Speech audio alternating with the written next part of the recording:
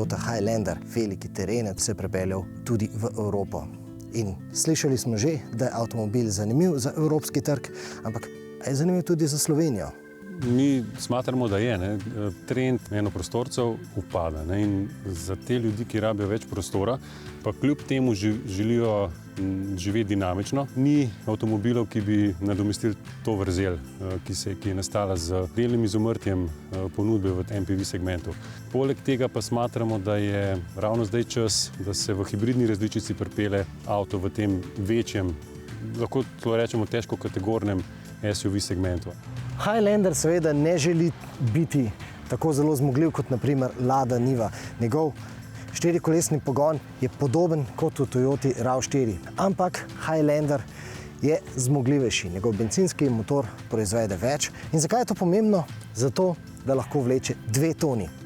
Več kot polovica kupcev takšnih avtomobilov namreč nekaj vleče. Počitniško prikolico, gliser ali pa druge športne rekvizite.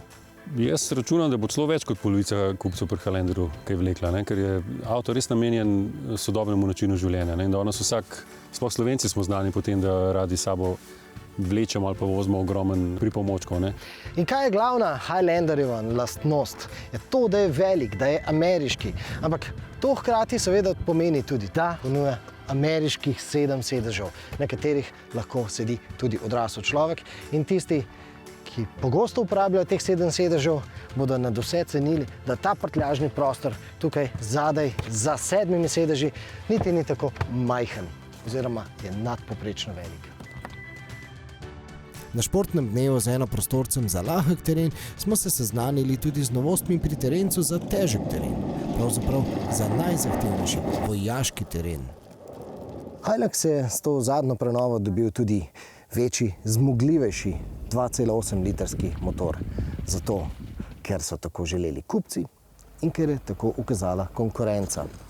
Je pa dejstvo, Toyota se sicer prilagaja, kar se tiče dizajna, ampak pojavlja se vprašanje, koliko še se bo Toyota prilagajala svojim tekmecem. Ne, Hilux mora ostati klen terenec, ker je v bistvu eden redkih, ki je ostal klen terenec. Tako da, če še mi podležemo nekako tej mehki pick-up bodočnosti, potem tega segmenta ne bo več. Tako da Hilux bo ostal Hilux za vse večje čase, to garantiram.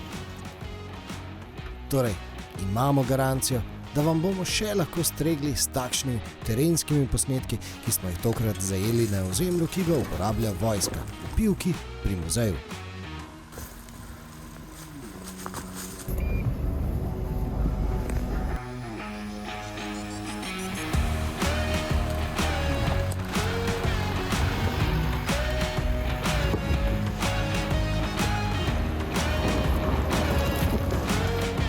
No, bistveno bolj blatno pašo za oči pa vam lahko ponudimo s posnetki vožnje s Hiluxom po vojvodinskih gozdovih.